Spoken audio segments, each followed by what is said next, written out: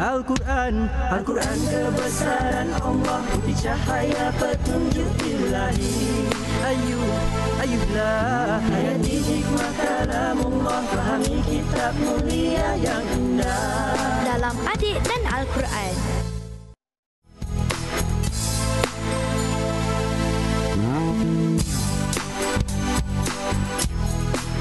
Saya Saad. Nak tahu tak kawan-kawan? Tahzib Al-Tahzib merupakan salah satu karya Ibnu Hajar Al-Asqalani. Saya Hafiz. Kawan-kawan tahu tak? Ibnu Hajar Al-Asqalani terkenal sebagai seorang ulama yang sangat bijak. Hai kawan-kawan, nama saya Faiz. Kawan-kawan nak tahu tak? Al-Biruni dapat menguasai ilmu geometri dengan sangat mahir. Ismi Muhaimin. Info hari ini. Ibnu Hajar Al-Asqalani dilahirkan di Mesir pada 22 Syaban 773 Hijrah. Saya Ismail. Engkau nak tahu? Al-Biruni adalah tokoh ilmu Islam dalam bidang fizik dan matematik. Saya Muaz. Info ulama. Antara karya Al-Biruni adalah Qanun Al-Mas'udi, iaitu berkaitan dengan trigonometri. Okey, kita akan meneruskan setelah mana kita semua ready dalam meneruskan pembelajaran kita surah An-Nisa insya-Allah pada ayat yang ke-35. Ayat ke berapa? 35. Ayat ke-35. Sebelum kita membongkar apakah rahsia cerita di sebaliknya, marilah kita sama-sama mendengarkan adik kita membaca ayat ke-35 surah An-Nisa. Ustaz nak suruh siapa hari ni? Tapi yang Ustaz nak suruh ni salah satunya ataupun cluenya adalah salah seorang nama Nabi yang wajib diketahui. Siapa dia? Ismail. Ya, Ismail dah tersipu-sipu. Silakan. Tafadhal ya Ismail. Semua sebut. Tafadhal ya Ismail. Silakan baca. Yang lain semak. A'udzu billahi minasy syaithanir rajim. Bismillahirrahmanirrahim. وإن خفتم شقاق بينهما فابعثوا حكما من أهله وحكما من أهلها إن يريدا إصلاحا يوفق الله بينهما إن الله كان عليما خبيرا. ما شاء الله. Okey, cuma tersyasyul tadi, ya. Jangan yuwafiqillah, yuwaffiqillah. Semua sebut. Yuwaffiqillah. Jangan yuwaffiqillah, fiqil, qi. Yuwaffiqillah. Yuwaffiqillah. Ya, qaf di dalam ya, makhrajnya di pangkal lidah. Ya. Tasbih. Subhanallah. Ustaz ada satu info yang menarik sangat sebelum Ustaz kongsikan cerita pada hari ini, iaitu tajuk yang kita pilih daripada cerita hari ini, iaitu mendamaikan pasangan yang bersengketa. Apa dia? Mendamaikan pasangan yang bersengketa. Yang bersengketa, yang bergaduh ya. Jadi ada orang kata, Imam Syafi'i kata infonya, kalau seseorang tu dia buat marah, buat khianat kepada dia sedangkan dia baik tapi dia tidak marah, itu namanya keldai. Ya. Jadi kedai ni dia tak berperasaan, orang cucuk dia pun kan, muka selamba, muka toya gila, orang buat marah pun kan. Itu namanya keldai. Tetapi kalau orang tu dia minta maaf lalu tidak dimaafkan, dia syaitun. Dia apa? Syaitanir rajim. Itu pepatah Imam Syafi'i, bukan hadis Nabi. Bila sebut pasal keldai, tullabi, Naam. Ustaz teringat satu cerita rakyat, tapi boleh dijadikan pengajaran. Nak cerita teruknya keldai ini, tak berperasaannya, lemahnya, otak pemikirannya, lembabnya. Satu ketika hutan-hutan dekat, hutan-hutan pula, binatang-binatang kat hutan buat mesyuarat agung.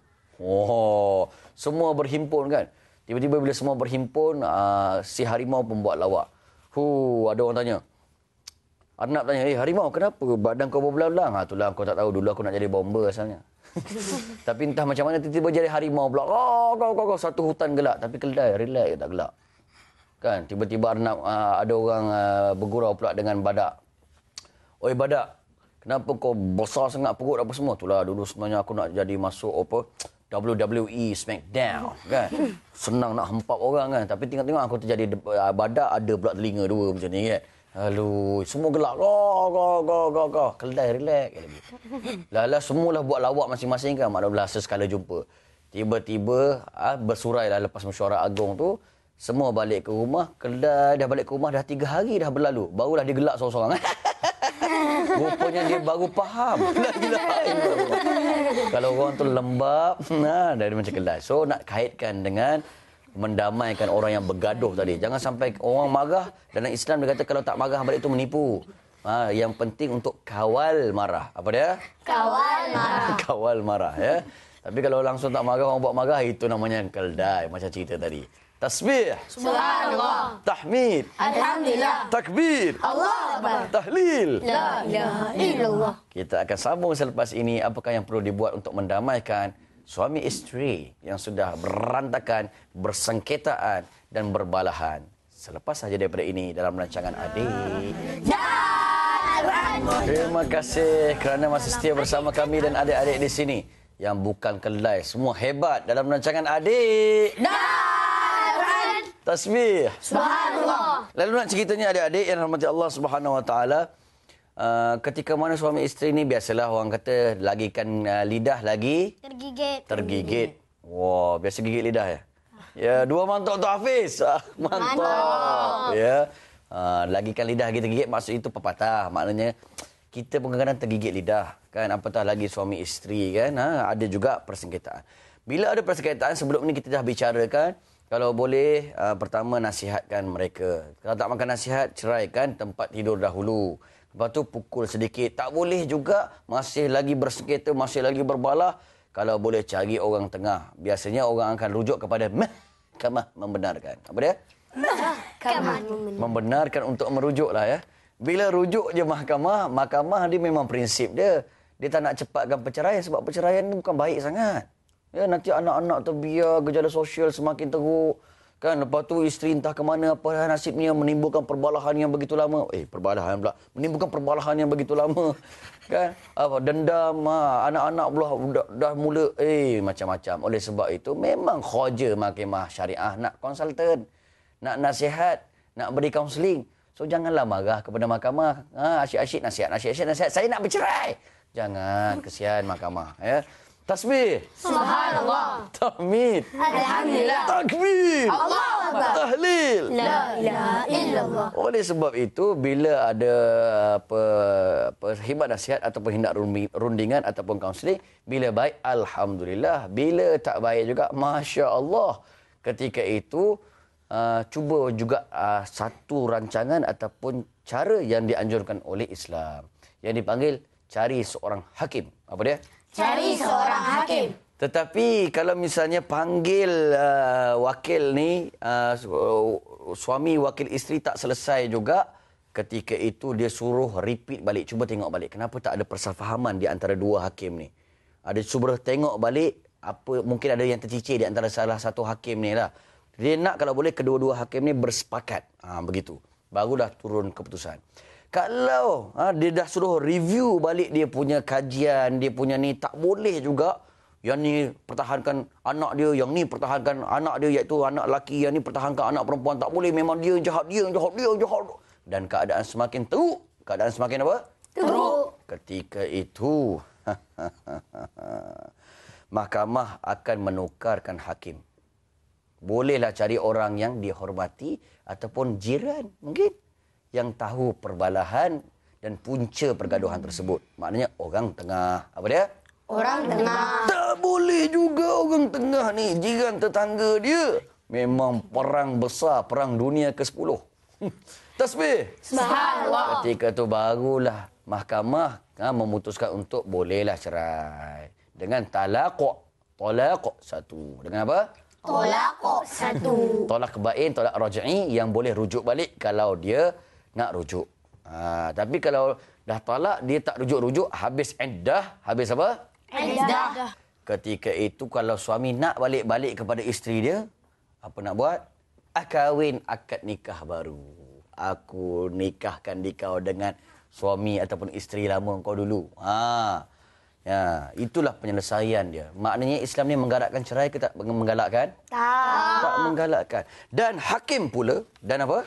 Ada syarat-syaratnya. Ada apa? Ada syarat-syaratnya. Kriteria. Kalaulah yang nak mendamaikan suami isteri pun ada syarat-syaratnya. Daripada A sampai M. Ustaz akan senaraikan secara ringkas nanti. Apatah lagi yang nak memerintah kampung kita, yang nak memerintah negeri kita, yang memerintah negara kita, yang nak memerintah dunia. Lagi-lagilah syaratnya kena banyak yang layak untuk dijadikan pemimpin. Kalau pemimpin untuk menyelesaikan masalah untuk rumah tangga pun ada sampai M. Yang pertama A, Muslim. Sebut. A. Muslim. Kedua, baligh. Kedua, tak payahlah kau sebut. Sebut yang baligh tu aja. Baligh. Seterusnya, berakal. Orang sewel boleh jadi hakim? Tak boleh. Yang seterusnya, laki-laki. Seterusnya, merdeka. Iaitu bukanlah dari kalangan hamba abdi ataupun tawanan perang. Yang seterusnya, berwawasan luas. Ya, maknanya bukan dipikir pendek, bukan mudah dipengaruhi oleh sentimen, emosi dan sebagainya. Berwawasan luas. Kemudian, faqih. Apa dia? Iaitu memahami ajaran Islam selok-belok, bukan orang yang sebarangan je. Dia tahu hukum hakam. Yang seterusnya, adil. Apa dia? Adil. Tidak bias. Ya.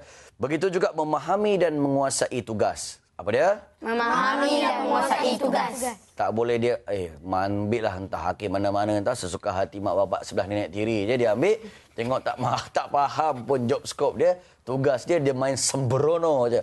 Main hantam sajalah labu. Ini pun tak boleh. Yang seterusnya dia kena jujur. Apa dia?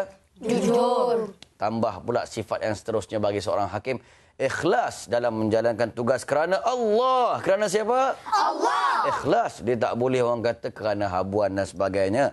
Dan dia kena ada sifat takwa dan wara'. Apa dia? Takwa dan wara'. Wara'. Jenis orang kata cakap lemah lembut. Semayang kat masjid. Orang kata tak gelak-gelak sampai tertelan gigi palsu. Ataupun terputus gerak kentut.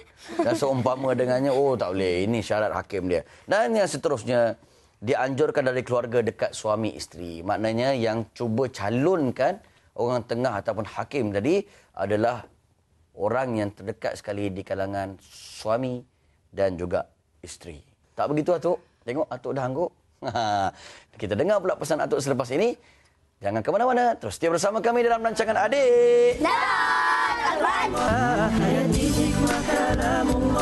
Ya, Alhamdulillah dan terima kasih kepada cucu-cucu Atuk dalam studio. Masya Allah. Lawa masa hari raya pula Atuk ingat ini hari ya. Pakai baju lawa, Masya Allah. Dan bagaimana cucu Atuk di depan sana. Dan terima kasih semua. Termasuk cucu Atuk yang lanjut usia tu. Senyum, nampak sipu-sipu dia. Gigi pun tak ada nampak. Masya Allah, terima kasih. Kamu setia bersama kami dalam rancangan Adik. Kalau kita lihat dalam Islam ya. Islam tidak nak setiap rumah tangga yang dibina itu berakhir dengan perpisahan. Kalau boleh Nabi pun kata, kahwin jangan bercerai. Tapi oleh kerana rumah tangga dan pampalan sudah tu ya. Kalau kita lihat ayat sebelumnya, ayat 34 surah An-Nisa, Allah kata apa? Auzubillahi minasyaitanir rajim. Wallati takhafuna nusyuzahunna. Isteri-isteri yang kamu bimbang akan berlaku nusyuz. Belum derhaka lagi, nak derhaka, nak lawan tokeh. Maka suami dipertanggungjawabkan untuk cepat-cepat mendamaikan rumah tangga mereka dengan pertama fa'izuhunna. Apa dia? Fa'izuhunna. Apa dia? Nasihatkan mereka. Siapa yang nasihat? Suami nasihat isteri. Isteri nasihat suami. Suami nasihat isteri. Yang kedua, juruhunna fil madaji'. Berdegil, tak dengar cakap, bego. Tahu bego? Orang Melaka cakap bego, degil lah tu. Ya, tak mau juga. Yang ketiga, pukul. Pukul. Ambil batang besi, handuh. Ya. Bukan pukul cara itu. Pukul dengan pukulan yang tidak mencacat cederakan. Ya. Ini tanggungjawab siapa? Suami. Sebab tu ulama-ulama kata, dalam krisis rumah tangga, jangan terheboh-heboh pada orang. Suami dipertanggungjawab untuk menyelesaikan masalah rumah tangga dia. Sampai ke peringkat suami tak dapat menyelesaikan, si isteri degil, si isteri tak dengar kata, barulah ayat bicara kain ni yang Ustaz sebut tadi, iaitu lantiklah seorang wakil pihak suami, lantik wakil pihak isteri, bertemu, bincang. Kalau ini pun tak dapat mendamaikan juga, tak dapat menyelesaikan juga, akhir sekali apa Allah kata, a'udzubillahi minasyaitanir rajim, at-talaqu marratani. Sambung. Fa imsakun bima'rufin aw tasrihun bi ihsan. Ketika itu tak boleh damai lagi dah. Maka pada ketika itu apa Allah kata? Sama ada kamu nak cerai dengan cara yang baik ataupun ambil sebagai isteri cara yang baik. Pilih satu antara dua. Nak mana?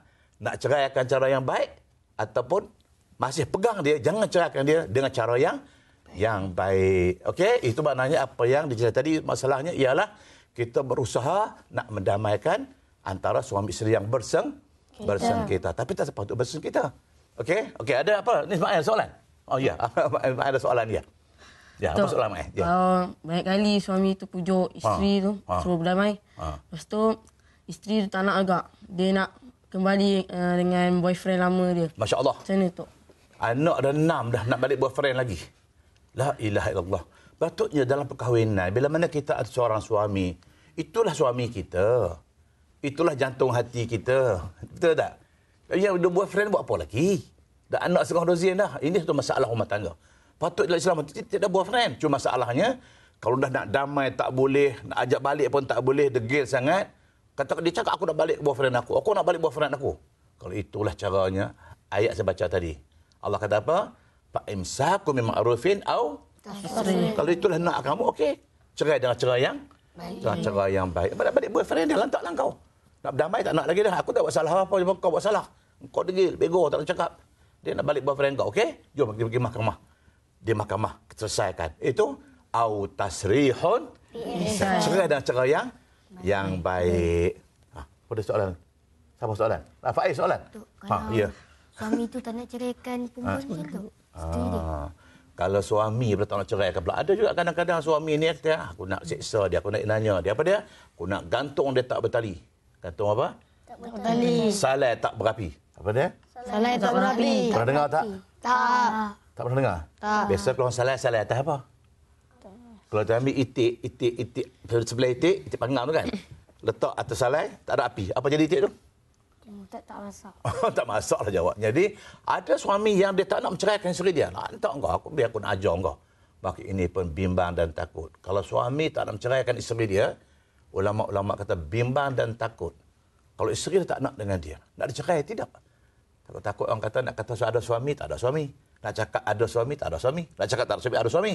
Bimbang dan takut kalau isteri terlibat dengan benda-benda yang jahat, dia cari pakwa dia berzina, sebahagian dosa zina ini tanggung siapa? Suami. Nak tanggung tak? Nak. Kenapa tanggung dosa orang? Maka sebab itu, kalau dia nak sangat balik pakwa dia, okey, lepas dengan cara yang baik. Sebab tu atuk kata dalam Islam, istilah gantung tak bertali tidak ada. Habis dia kata tu Nabi kahwin dengan Aisyah di Mekah. 3 tahun baru kahwin di Madinah. Itu bukan gantung tak bertali. Itu masa suasana sibuk hijrah. Sibuk Nabi dengan menerima perwakilan. Tak sempat dia bersatu dengan Aisyah. Setelah lepas 3 tahun bawa Aisyah pergi di Madinah, bersatu dengan Rasulullah sallallahu alaihi wasallam. Itu bukan gantung tak bertali. Yang ini sebagai alasan kita. Yang penting, atur pesan, kalau seorang suami dah tak boleh nak mendamaikan isteri dia, memang tak boleh. Memang degil dah macam tak nak. Maka Allah kata cara terakhirnya ialah au tasrihun biihsan. Lepaskan dia dengan cara yang baik. Tapi tanya Faiz, bagaimana kalau suami tak nak ceraikan? Dia ada 2 cara. Ya, ada 2 cara. Yang pertama sekali, kita boleh, isteri tadi boleh buat khulu'. Apa dia? Khulu'. Apa dia khulu'? Pergi ke pejabat qadi, kata tuan qadi, suami saya begini.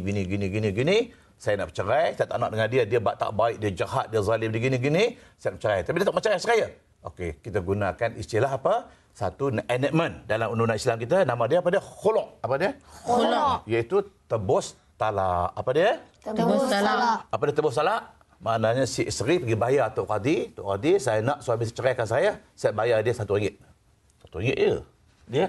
Bila sekali isteri mengadulah kepada pihak yang berkenaan, dan sabitlah kesalahan gini, maka dia bayar RM1, jatuh talaknya, talak 1. Itu nama dia apa dia? Khulu'. Maka sebab itu atuk pesan cuatuk, kalau bolehlah. Kalau hidup rumah tangga tak boleh didamaikan. Memang tak ada jalan dah. Orang tengah dah buat, hakim pun dah urus, tak boleh damai juga. Maka untuk nasihat cuatuk, au tasrihun biihsan. Allah kata cerailah dengan cara yang baik. Mudah-mudahan dia bertemu dengan pasangan yang lain, suami yang bertemu dengan pasangan yang lain. Itu jalan terakhir demi untuk mendamaikan, mensejahterakan kehidupan suami isteri yang berpisah tadi. Itu jalan terbaik. Okey? Tahulah bagaimana mestilah kita bercerai. Sebab Nabi kata berkahwin jangan cerai. Malang macam mana ramai orang bercerai. InsyaAllah mudah-mudahan kita bertemu lagi. Di sini akan datang dalam rancangan Adik dan saya itu ma'assalamah. Sekian. Assalamualaikum warahmatullahi wabarakatuh. Ketemu lagi. Bye.